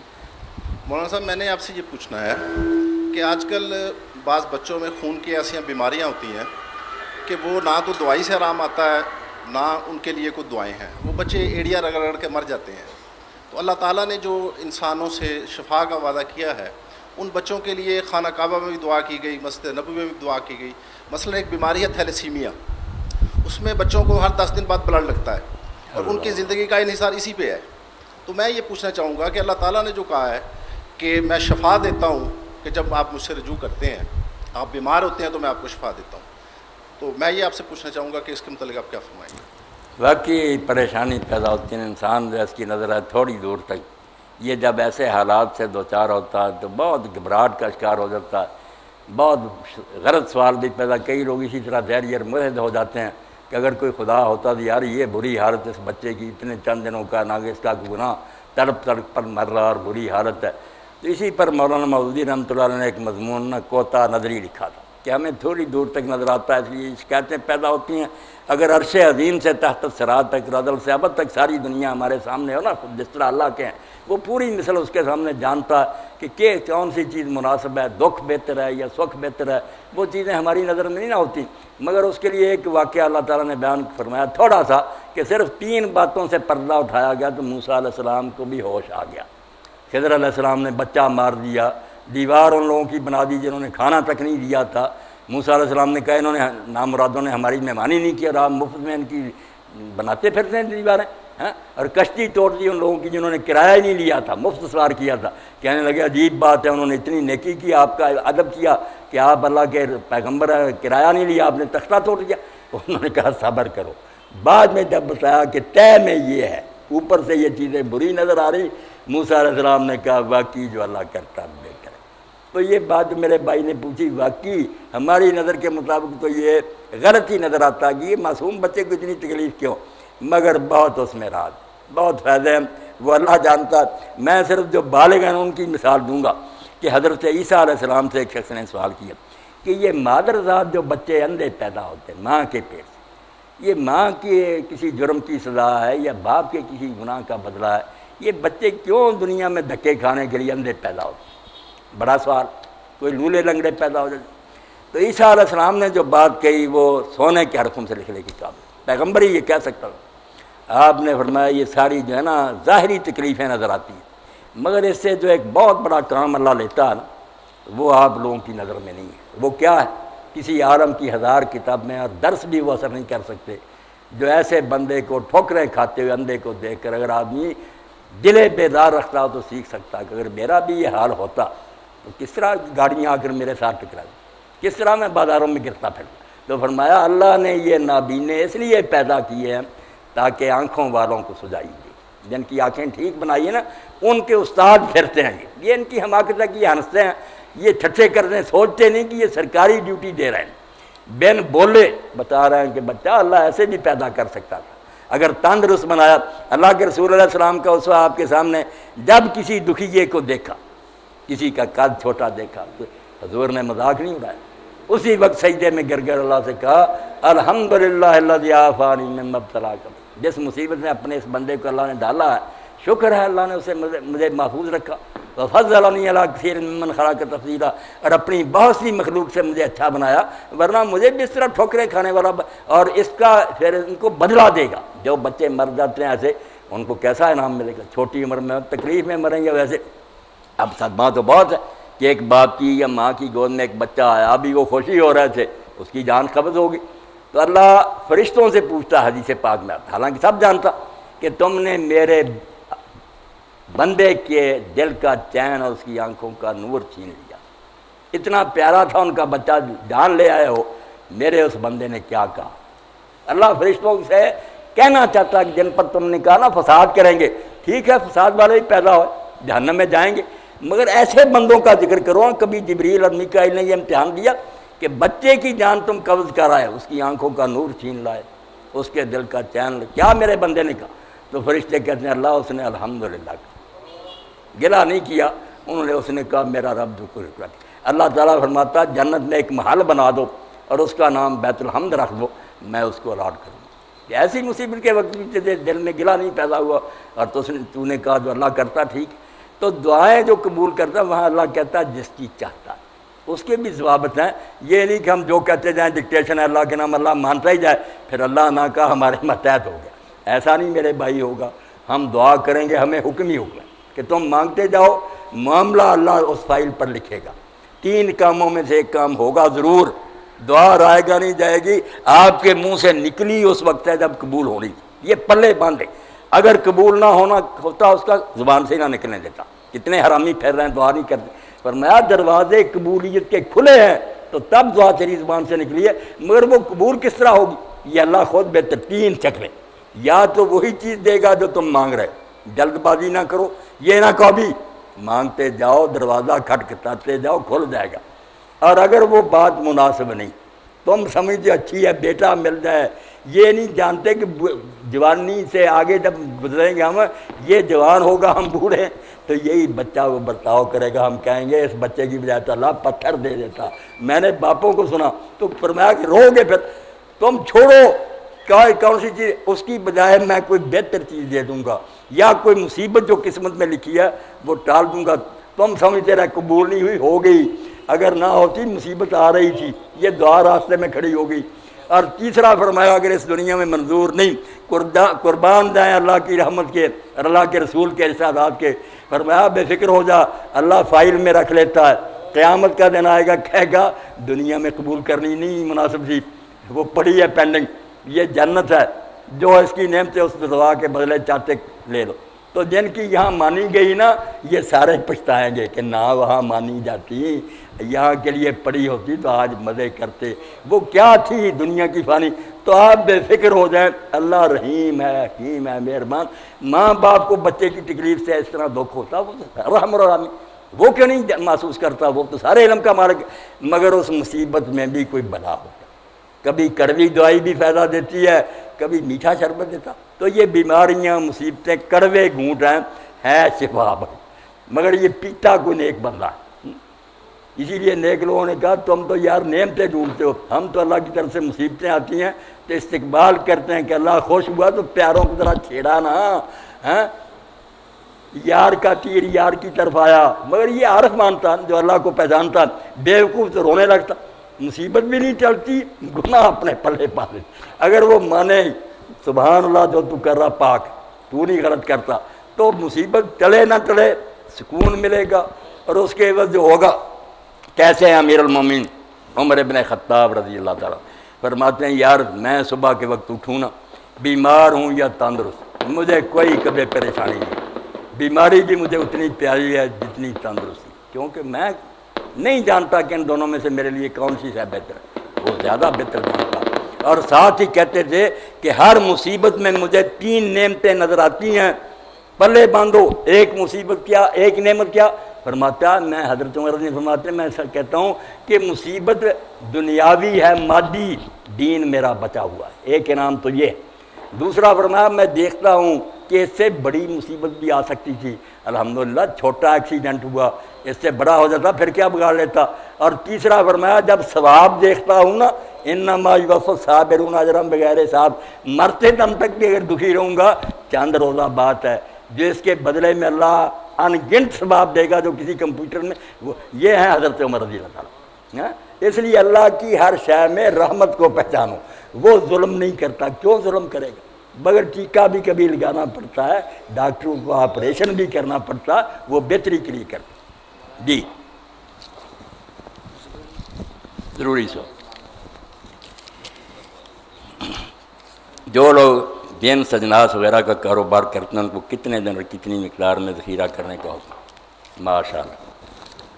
میں اگر بات کو ذرا لمبی کر لیتا ہوں، یقین جانیں جب اللہ کی بات چلتی ہے یا رسول اللہ کی یا آپ کے ساتھیوں کی، اس میں آتا مزہ، لذیذ بود حکایت دراز تر گفتم. اس بات کو ختم کرنے کو جی نہیں چاہتا، ہر بات میں تو مزہ ہی مزہ. اللہ کے رسول کی زندگی، قرآن، اللہ، یہ سوال جو ہے بہت اہم سوال ہے اور ان حالات میں تو ضروری ہے. غلہ جو اللہ پیدا کرتا ہے نا سارے لوگوں کی ضرورت کے لیے برابر کرتا. آپ یہ دل سے نکال دیں کہ دنیا زیادہ پیدا ہو رہی ہے، آبادی کا مسئلہ بڑھ رہا ہے، یہ کافر سوچ سکتا ہے. کوئی شخص پیدا نہیں ہو سکتا جب اللہ نہ کرے.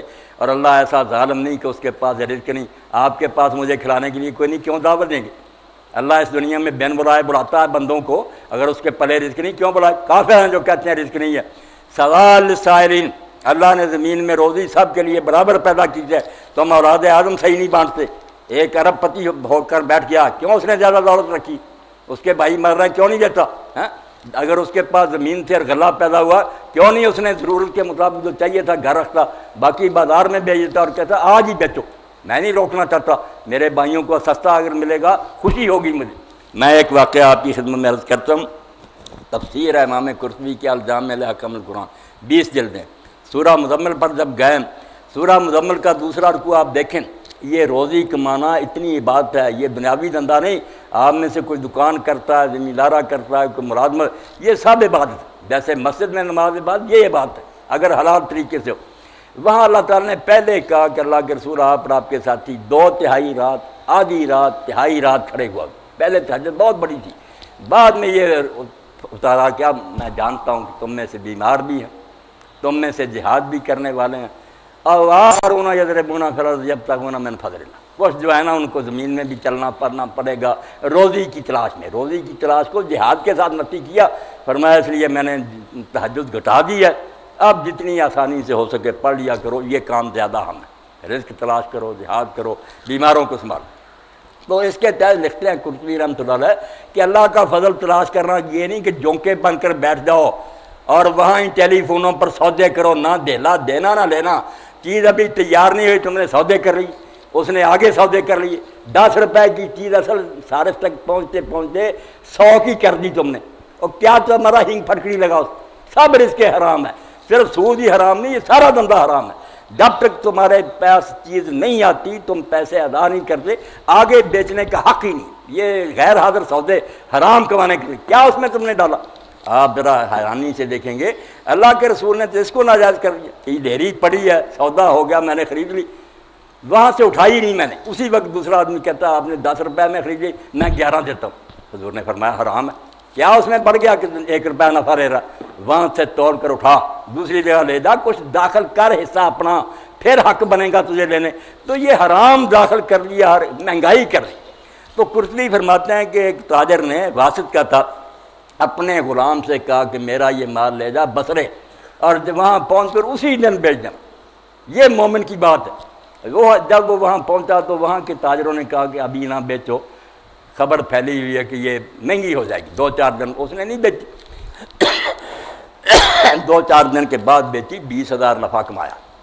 اس نے تاجر کو لکھا کہ میں یہاں آیا تھا، مجھے تاجروں نے روک لیا، کچھ دن روکنے کے بعد بیچا اتنا نفع. اس نے کہا نامراد یہ سارا خدا کی راہ میں دے دے اور میں اللہ سے معافی مانگوں گا کہ 3-4 دن تم نے کیوں نہیں بیچی. خلق خدا تنگ ہوئے، یہ کیا نفع ہے؟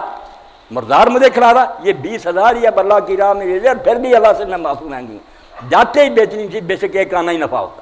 یہ ہے اللہ کا فضل تلاش کرنا کہ کوئی لا رہا باہر سے مال اور وہ ایک نیکی کر رہا، سپلائی کر، ٹھیک اپنا جو اس نے ہے ٹرانسپورٹ اور یہ محنت اس کا نفع دے دے، مگر وہ خون چوسے کہ تنگ کروں، لوگ بھوکے مریں اور زیادہ ریٹ مجھے ملے. کیا اس نے اپنی مرضی سے ریٹ لگایا؟ بھائی مرضی کیا، بھوکا مر رہا ہے بیچارہ، جو مانگ لیا آپ نے دی. یہ سمجھے ڈاکہ ہے، چوری ہے، بالکل سود کھوری ہے. اس کو جو جی چاہے آپ حاجی صاحب نہ دیں نا کہ سودا ہے. سودا کوئی نہیں ہے، سودا ہے جو خوشی سے آدمی کرے. ایک پھنسا ہوا غریب دے رہا آپ کو، یہ کیا خوش ہونا اس نے. آپ ایک واقعہ یاد رکھیں، قربان جائیں اللہ کے رسول نے جو انقلاب کیا، میرے بھائی پوچھ رہا تھا اب تبدیلی جب ہم اپنے اندر نہیں پیدا کرتے کیا کریں؟ یہ قصے سناتے ہیں لوگ، کہتے ہیں یار تم مسلمانوں کو دیکھ کر یقین نہیں آتا کہ تمہارے بڑے ایسا کرتے تھے، مگر کرتے تھے، ہے حقیقت ہے، ہم نے بدنام کر دیا۔ اللہ کے رسول ممبر پر تشریف فرما تھے، خطبہ دے رہے تھے، آپ کو اطلاع ملی تو آپ نے دوران خطبہ کہہ دیا کہ مسجد میں ایک شخص یمن سے آنے والا ہے جس کی پیشانی پر بادشاہ کا نور چمکتا ہے، وہ بادشاہی خاندان سے ہے۔ جب وہ حضرت جریر آئے، آپ ممبر سے اتر بیٹھ، کرسی منگوائی، اس کے ساتھ باتیں کی۔ اب انہوں نے بیعت کی، صحیح بخاری میں بیعت میں 3 باتیں حضور نے منوائی کہ نماز باقاعدگی سے ادا کرنا، زکوٰۃ دینا، اور تیسری بات یہ منوائی وَالنُّصْحُ لِكُلِّ مُسْلِمٍ، جتنے کلمہ گو ہیں ان کا سب کا بھلا چاہنا، کھوٹ نہیں ہونا چاہیے، ہر مسلمان کی خیر خواہی۔ اللہ کے رسول کے بعد مرحلہ آیا، ایک دن ان کا نوکر جو تھا وہ جنگل میں گھوم رہا تھا، وہاں ایک دیہاتی آدمی ملا، اب حضرت جریر کا گھوڑا تھا، اس دیہاتی نے بدو نے کہا میں گھوڑا خریدنا چاہتا ہوں، انہوں نے کہا میرے مالک کا دکھایا، سودا طے ہو گیا 800 درہم، کہ 800 درہم، انہوں نے کہا میرے مالک کو چل کر دے دے، گھوڑا لے لے۔ جب وہ حضرت جریر کے پاس آیا اور وہ ملازم نے کہا 800 میں نے بیچا، 800 میں، تو آپ دنیاوی حساب سے کہیں کہ آپ نے فرمایا نہیں میرا گھوڑا اتنے کا نہیں، اس کا معنی یہ لگے کہ 800 کا سستا ہے، کچھ پیسے ہوتے نہیں، بات الٹی ہو۔ بدو نے کہا حضور اگر 800 نہیں منظور کچھ اور بڑھا لے، فرمایا نہیں یار کم کا، 600 نہیں، 400 نہیں، 200 پر آپ نے کہا 200 دے دے لگ۔ لوگوں نے کہا یہ ٹوٹی گنگا کہ 800 کی بجائے 200، فرمایا یار حضور کے ہاتھ میں ہاتھ دیا تھا کہ ایک مسلمان کی خیر خواہی کرنی، میں اپنے اس وعدے کا بیڑا کر لیتا، میں جو سمجھتا ہوں کہ اگر میں لینے جاتا تو یہ 200 کا میں نے لینا تھا، اس سادہ آدمی کو میں لوٹوں۔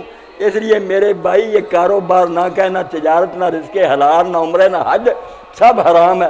ڈاکو ہیں اکٹھے ہوئے، مولویوں کو کچھ دے دیتے، وہ حاجی صاحبان کو شاباش دیتے ہیں، برکت کوئی ہے خدا کی۔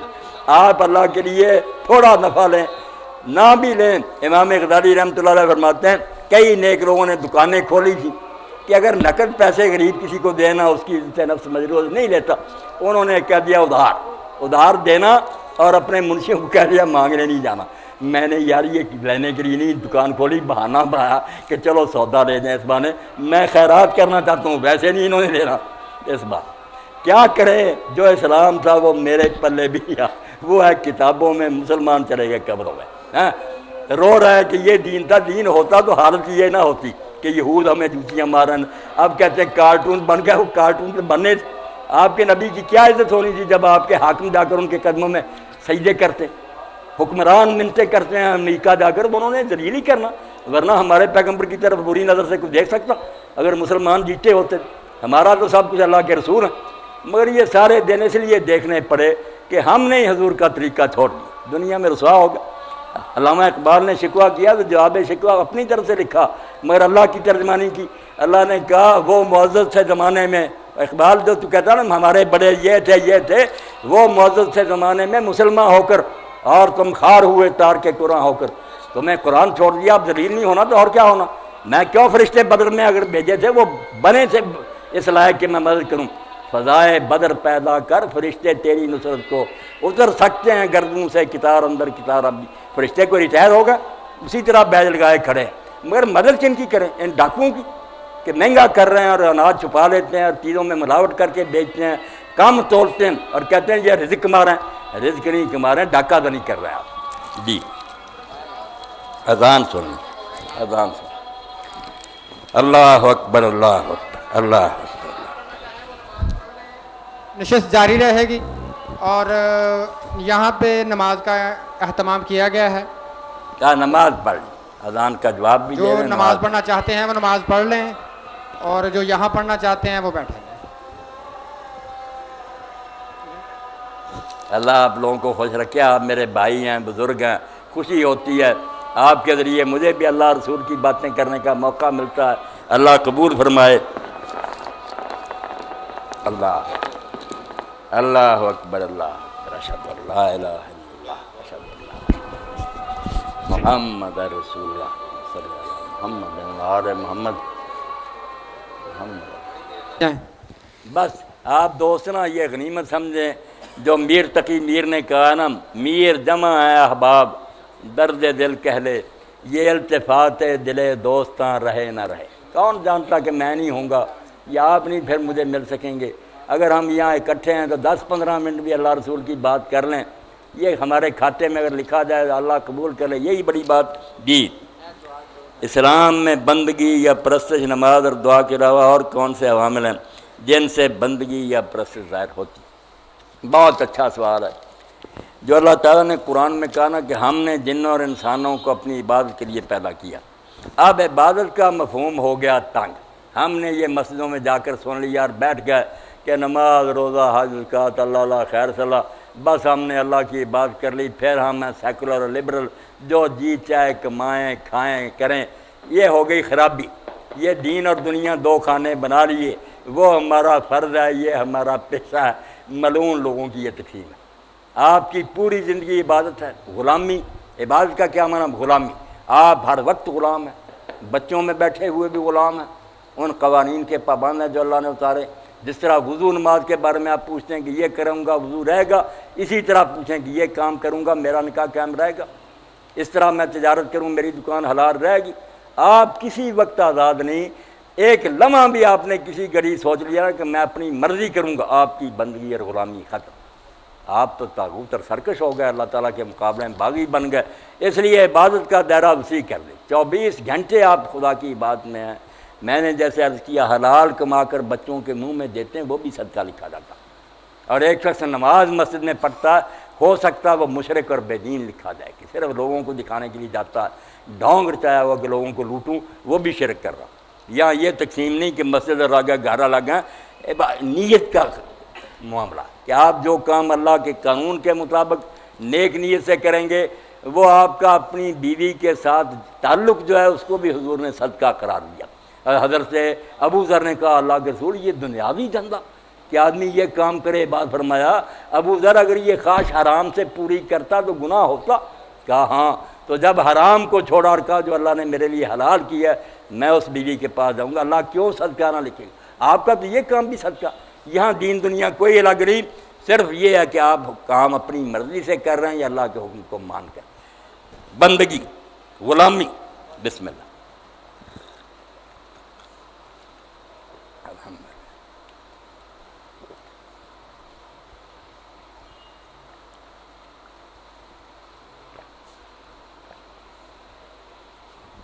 الحمدللہ۔ چھوٹے چھوٹے قضاء العمری نمازوں کی شرعی حقیقت کیا؟ یہ قضاء العمری لوگوں نے ایک ایجاد کی ہے کہ جو بالغ ہونے کے بعد نمازیں چھوٹ گئی ہیں نا، اب اگر توبہ نصیب ہو گئی اور اللہ کی طرف آ گئے تو کہتے ہیں وہ پچھلی پڑھنی چاہیے۔ اب وہ کام ہے بڑا خراب کہ کئی سالوں کی ہیں، بعضوں کی عمر ہی گزر گئی، بڑھاپے میں ہوش آئی، تو اب قضاء العمری کا سوچتے ہیں۔ اس کے لیے پھر ایک ہیلا گاڑ لیا بعض لوگوں نے، اس کو بھی قضاء العمری کہتے ہیں کہ رمضان شریف کا آخری جمعہ ہونا اس دن پھر 20 رکھتے ہیں پڑھتے ہیں، 17 رکھتے ہیں فرضوں کی، 3 وطر، اور کہتے ہیں 5 نمازوں کی بھی ہم نے 17 پڑھ لی، 3 وطر بھی، یہ عمر بھر کی نمازیں قضا ہوگی۔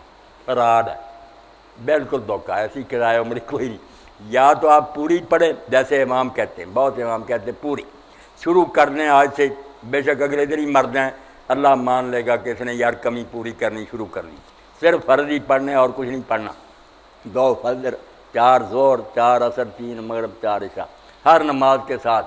اور اگر اور آسان کرنا تو امام شافعی رحمۃ اللہ والی بات کہ آپ سنتیں چھوڑ دیں، آپ وطر چھوڑ دیں، یہ ساری بات کی باتیں ہیں جب فرض پورے ہو جائیں گے۔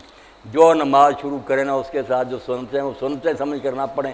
4 ظہر سے پہلے پڑھتے فرمایا نیت کر لو کہ جو ظہر چھوٹی تھی نا کوئی وہ پڑھ رہا، ہر نماز کے ساتھ ایک ایک پڑھنی شروع کر دو۔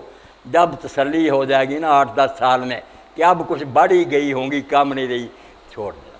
یہ قضاء عمری صحیح اگر کرنی، اور بہتر بات ہے ابن تیمیہ رحمۃ اللہ علیہ کی، ابن حزم کی، کہ جو گزر گئی نا اللہ اتنا سخت گیر نہیں، نہ وہ سود لیتا، چلو جو گزر گئی، بے شک آج بوڑھے ہو گئی تمہیں، آج سے نماز نہ چھوڑو، پکے ہو جاؤ، پچھلا کھاتا تھا، کوئی قضاء عمری کی ضرورت نہیں، اللہ معاف کرنے والا۔ بڑے بڑے نیک لوگوں نے کہا یہ بات ٹھیک ہے، کیوں پڑھنی ہے پچھلی، خیر ہے جی فرمائے،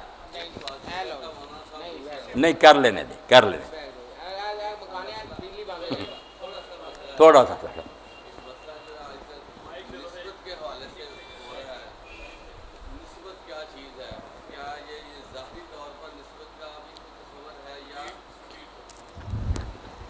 نسبت کے حوالے سے میں بات کرنا چاہتا ہوں کہ عام طور پر نسبت جو ہے ایک بہت عام ٹرم ہو چکی ہے، اور نسبت کے حوالے سے جو ہے وہ کچھ ظاہری طور پر رکھا جا رہا ہے کہ یہ چیز کر لیجیے تو اس سے نسبت قائم ہو جاتی ہے۔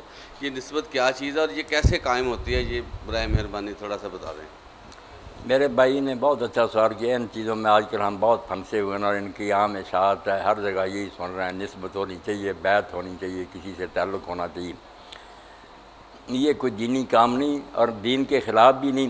اگر تو نسبت کا مفہوم یہ ہے کہ آدمی کسی آدمی سے رابطہ قائم کرے کہ یہ اچھا آدمی ہے، نیک ہے، اس کے پاس بیٹھنے سے اللہ یاد آتا ہے، اس کی صحبت میں اچھا اثر ہوتا ہے، ہدایتیں اس سے لیں، تو یہ تعلق تو قائم کرنا چاہیے، کسی عالم دین اور نیک سے رابطہ ہونا چاہیے، جس کو بھی آپ اچھا سمجھیں، اس سے رہنمائی لیں، اس کے پاس بیٹھیں، اس کی گفتگو سنیں، آپ میں تبدیلی آ جائے۔ اس کو نسبت کہہ لیں، پیری مریدی جو جی چاہے کریں، دین نہیں، مگر یہ عام عقل کی بات ہے کہ آخر کسی علم والے کے ساتھ ہی آپ جڑے رہیں گے تو اس بات کے بارے میں سیکھیں گے نا، ورنہ کوئی فن بھی بغیر استاد کے تو نہیں آتا۔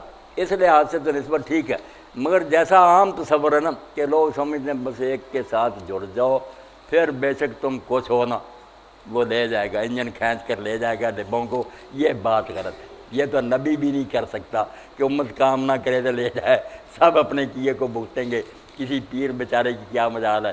اس طرح اگر لے جاتے کشتی میں سوار کے نسبت سے تو حضرت نوح علیہ السلام کے بیٹے کی نسبت تو صحیح تھی نا، ان کا تو اپنا بیٹا تھا، ابراہیم علیہ السلام کا سکا باپ تھا، نہیں پیدا ہوا۔ کام کرنا پڑے گا ہر ایک کو، جعلی نسبت چھوڑیں، ویسے اچھے لوگوں سے رابطہ، صالحین کی صحبت، نیکوں سے میل جول واقعی اپنا رنگ رکھتی ہے، آدمی میں تبدیلی آ جاتی ہے۔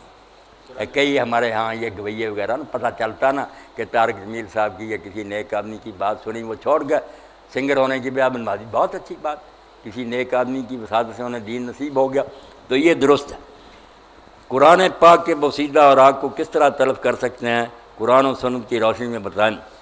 قرآن و سنت کی روشنی میں یہ تو لازم ہے کہ جو قرآن پاک کے اوراق ہیں ان کی بے ادبی نہیں ہونی چاہیے، ایسا طریقہ اختیار کرنا چاہیے کہ ان کا احترام قائم رہے۔ اس کی ایک شکل یہ بھی ہو سکتی ہے کہ آپ اس کو کسی ایسی جگہ دفن کر دیں۔ کئی قبرستان ایسے ہیں ہمارے پاس ہی صدیقیہ، وہاں کنواں بنا ہوا بہت سارا، ریڑیاں والے آتے ہیں، وہ پھر مسجدوں میں سے لے جاتے ہیں، نیکی کرتے ہیں، لوگ میں ان کی خدمت کر دیتے ہیں، وہ لے جا کر پھر اس میں اتار دیتے ہیں بوروں میں بند کر کے۔ یہ بھی بہت اچھی بات، اگر کسی قبرستان میں جگہ مل جائے جو راہ گزر سے ہٹ کر ہو، روندے نہ جائیں، وہاں بھی نیچے دفن کر دیں۔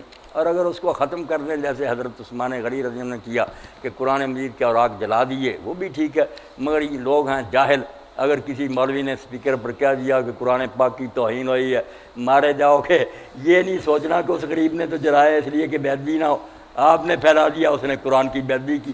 بات ایک ہی، ایک جلاتا ہے حرام دادا کہ قرآن کوئی کتاب نہیں، ایک جلاتا ہے کہ یہ حرف مٹ جائیں یار بے ادبی نہ ہو، نیت کا زمین و آسمان کا فرق ہے۔ مگر کئی جگہ لوگ مارے گئے، اس بیچارے نے قرآن مجید کے اوراق جلائے پرانے، مولوی نے دوسری مسجد میں اعلان کر دیا کہ قرآن کی بے ادبی ہوگی، لوگوں نے جا کر قتل کر دیا، بعد میں روتے پھرے پھر کہ یار خام خواہ مار دیا۔ تو آپ وہ پہلا طریقہ ہی کریں، دفن کر دیں کہیں۔ باقی اگر تنہائی میں علیحدہ اگر آپ ایسا کر دیں، جلا بھی دیں تو کوئی بات نہیں، حرف مٹ جائیں گے، بچ جائے گا قرآن، وہ راکھ پھر اچھی جگہ کسی جگہ دفن کر دیں۔ آخری سوال ہے بھائی، فجر کی سنتیں رہ جائیں تو کب پڑھنی چاہیے؟ اگر فرض نماز ہو رہی ہے تو سنتیں پڑھنی جائز ہے یا نہیں، اور اگر نماز نکل رہی ہے تو سنتیں پڑھنی چاہیے یا بعد میں پڑھنی چاہیے؟ بہت اچھا سوال ہے، روز پیش آتا۔ اس کا فیصلہ کن جواب سن لیں کہ جماعت ہوتے ہوئے سنتیں پڑھنا اس کی کوئی اجازت نہیں، اس سے بڑا ظلم کوئی نہیں کہ جماعت کھڑی ہو گئی ہے، فرض ہے، قرآن امام تلاوت کر رہا ہے، آواز آپ کے کانوں میں پڑ رہی ہے، آپ پیچھے سنتیں پڑھ رہے ہیں، وہ قرآن ہی نہیں اس کا سنتے، اور پھر کاٹ کاٹ کر پڑھ رہے ہیں کہ جلدی کریں کہیں رکوع نہ ہو جائے، یہ کوئی سنتیں پڑھنے والی بات؟ یہاں حضور علیہ السلام نے جب دیکھا کہ پہلے سے لوگ پڑھ رہے تھے، نئی نہیں شروع کی، آپ حجرات سے برآمد ہوئے، حضرت بلال رضی اللہ عنہ اقامت کہہ رہے تھے، لوگ پہلے کی سنتیں پڑھ رہے تھے، آپ نے فرمایا صلاۃ مان، ایک وقت میں دو نمازیں ہو سکتی ہیں، اذا اقیمت الصلاۃ فلا صلاۃ الا المکتوبہ، جب اقامت ہو جائے تو کوئی نماز نہیں سوائے فرض نماز کے۔ اس لیے یہ تو پکا پلے باندھیں۔ امام ابو حنیفہ رحمۃ اللہ نے جو بیچاروں نے کہا تھا وہ مسجد میں پڑھنے کا نہیں کہا تھا، یہ جو ساتھ ہی اگر وہ کہتا تھا مسجد کے باہر اگر کوئی جگہ ملتی ہے نا، آپ اس مکان میں نہیں آتے جہاں جماعت ہو رہی، اور ایک رکعت پوری ملنے کا یقین ہے کہ دوسری تو چلو یہ سنت ذرا ضروری، یہ ان کا اجتہاد تھا۔ مگر درست وہی بات ہے، مسجد میں آ کر پڑھنے کی کس نے اجازت دی؟ صاحب ہدایت ابن الحمام نے کہا ظالم ہو ساتھ ہی جماعت اور پچھلی صف میں کھڑے، یہ حنفی مذہب بھی نہیں، حدیث کے بھی خلاف، بالکل نہ پڑھیں۔ جب اللہ اکبر ہو جائے پڑھ بھی رہے ہیں تو چھوڑ دیں۔ حضرت عمر رضی اللہ تعالیٰ عنہ ابن عمر ہاتھ کھول دیتے تھے کہ کیا کر رہے ہو تم، سنتے پڑھ رہے ہو، ادھر فالن کا حکم ہو گیا کہ آ جاؤ صف میں کھڑے ہو جاؤ، تو چھوڑ دیں۔ رہ گئی بات بعد میں پڑھنے کی، یہاں بھی آپ بے فکر رہیں، جیسے دوسری نمازوں کی سنتیں بعد میں پڑھ لیتے ہیں۔ آپ ظہر کی نماز میں آ کر شامل ہو گئے، پہلی چھوٹ گئی، بعد میں پڑھ لیتے ہیں۔ اسی طرح فجر کے بعد بھی یہ سنتیں پڑھ لیں، یہ وہ نفل نہیں ہیں جو منع کیے گئے۔ نفل جو ہے نا کہ شوقیہ کوئی پڑھنا چاہے اس کا ریا وقت، مگر سنتیں ہی چھوٹی ہوئی، اللہ کے رسول کی ظہر کی چھوٹ گئیں، آپ نے نماز پڑھائی، وفد آ گیا، باتوں میں لگ گئے، اثر کھڑی ہو گئی، آپ نے اثر پڑھی اور بعد میں دو سنتیں جو تھی ظہر کے وہ بعد اثر کے پڑھی، اور پھر ساری عمر نہیں چھوڑی کہ چھوٹ گئی جب نہیں چھوڑ، ساری عمر دو رکھتے آپ اثر کے بعد پڑھتے رہے۔ تو یہ نماز کہلاتی ہے صلاۃ ذات و سبب، ایسی نماز جس کی کوئی وجہ ہے، گرہن لگ گیا، آپ سفر پر جا رہے ہیں، طواف کعبہ کیا، یہ نفل بند نہیں، یہ اور ہے بات۔ جو شوقیہ تطور کا آپ کا دل چاہے نفل، وہ فجر کے بعد اور عصر کے بعد نہیں، مسئلہ سمجھ لیں۔ اس لیے یہ چھوٹی ہوئی سنتیں اسی وقت بے شک پڑھ لیں، سورج نکلنے کی کوئی ضرورت نہیں۔ اللہ کے رسول اللہ علیہ السلام کے سامنے پڑھی، آپ نے پوچھا کیا کر رہے ہو؟ فجر کی نماز تو دو ہی رکھتے، اس نے کہا پہلی دو رکھتے نہیں پڑھ سکا تھا، فرمایا فلا جا، پھر کوئی بات نہیں، ٹھیک ہے پڑھ لو۔ تو جماعت کے ساتھ ملیں، بعد میں پڑھ لیں۔ یہ بیچارے جو پڑھتے ہیں نا، مسئلے میں پھنسے ہوئے نا کہ اگر نہ پڑھی سورج نکلنے کے بعد پڑھنی، کہتے ہیں یار نبیل دے اس کو، آپ چھوڑ دیں، نماز جماعت کے ساتھ پڑھیں، بعد میں اٹھ کر دو سنتیں پڑھ لیں، اور بالکل بھی نہ پڑھیں، نہ اس وقت نہ سورج نکلنے کے بعد۔ تو امام ابو حنیفہ رحمۃ اللہ علیہ، قاضی ابو یوسف رحمۃ اللہ علیہ کا مذہب یہی ہے، وہ کہتے ہیں موقع پہلے تھا، اگر نہیں پڑھ سکے فرض ہے۔ یہ امام محمد کا مذہب ہے، ان کے شاگرد کا، کہ سورج نکلنے پڑھے، امام صاحب کا نہیں ہے۔ اس لیے سورج نکلنے اگر کوئی پڑھنا چاہتا بسم اللہ پڑھتا پھرے، مگر حکم کوئی نہیں۔ ایک حدیث ہے جس سے لوگ دھوکہ کھا جاتے ہیں کہ آپ نے فرمایا جس نے فجر کی دو رکعتیں نہیں پڑھیں وہ سورج نکلنے کے بعد پڑھے۔ اب انہوں نے اس کا ترجمہ کر لیا کہ وہ نہ پڑھے جب تک سورج نہ نکلے، حالانکہ بات الگ تھی۔ جس نے پڑھی سامنے جائز رکھا، اس لیے پڑھ لو، قصہ ختم۔ اگر نہیں پڑھی، درس شروع ہو گیا، آپ کو کوئی کام تھا کرنے کے لیے چلے گئے، سورج نکل گیا، تو یہ چھوٹتی نہیں۔ یہ سنتے نا دوسری سنتوں کے مقابلے میں لگ گئے، یہ آپ نے سفر میں بھی نہیں چھوڑی، وطر میں نہیں چھوڑے، باقی سنتے چھوڑ دیتے تھے۔ اسی لیے امام حسن بصری واجب کے تو مسئلہ کیا نکلا کہ اگر سورج بھی کسی وجہ سے نکل گیا اور آپ نے ابھی تک نہیں پڑھی تو یہ نہیں معاف ہوگی، سورج نکلنے پر بھی پڑھنی پڑیں گی۔ آپ امام شوکانی کی نال اوتار دیکھیں، انہوں نے لفظ ڈھونڈ کر دیے کہ دیکھو دوسری جگہ حدیث ہے کہ جس نے سورج نکلنے تک نہیں پڑھی وہ سورج نکلنے کے بعد پڑھے، اور جس نے پڑھ لی ہے بسم اللہ، اس نے تو کام ختم کر لیا۔ مسئلہ ہو گیا واضح کہ جماعت ہوتے ہوئے نہیں پڑھنی، اسی وقت بعد میں پڑھ لیں، بالکل جائز۔ اور اگر کسی سبب سے رہ گئیں تو سورج نکلنے کے بعد یہ سنتیں ضرور پڑھیں، باقی نمازوں کی چھوٹ جائے تو کوئی بات نہیں۔ دعا کروا دیں۔ خوش رکھے اللہ پاک، برکت دے آپ سب دوست کو، یہ سلسلہ چلتا رہے، یہ بچوں کی محنت اللہ قبول فرمائے۔ آپ کا علاقہ خوش نصیب ہے جہاں کچھ لوگ مل کر اللہ رسول کی بات جو ہے نا سنتے سناتے ہیں، ورنہ باہر آپ دیکھتے ہیں پتہ نہیں کیا ہنگامے دن میں دنیا پڑتی ہوئی ہے۔ خیر سے رکھے اللہ پاک۔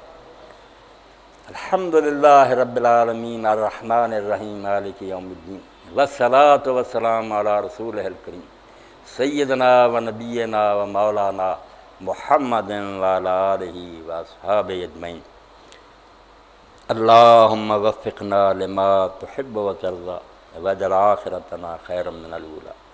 اللہم استعملنا بسنت نبیک وتوفنا علی ملتہ واعذنا من مضلات الفتن۔ اللہم انصر الاسلام والمسلمین واخذل الکفرۃ والمشرکین۔ ربنا فرغ علینا صبرا وثبت اقدامنا وانصرنا علی القوم الکافرین۔ ربنا لا تجعلنا فتنة للقوم الظالمین ونجنا برحمتک من القوم الکافرین۔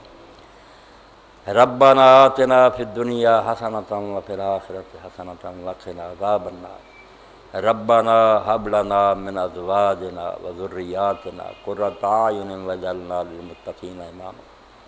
ربنا اغفر لی ولوالدی وللمؤمنین یوم یقوم الحساب وصلی اللہ تعالی علی عبد اللہ ورسولہ خاتم النبیین سیدنا محمد وآلہ واصحابہ اجمعین آمین یا رب العالمین۔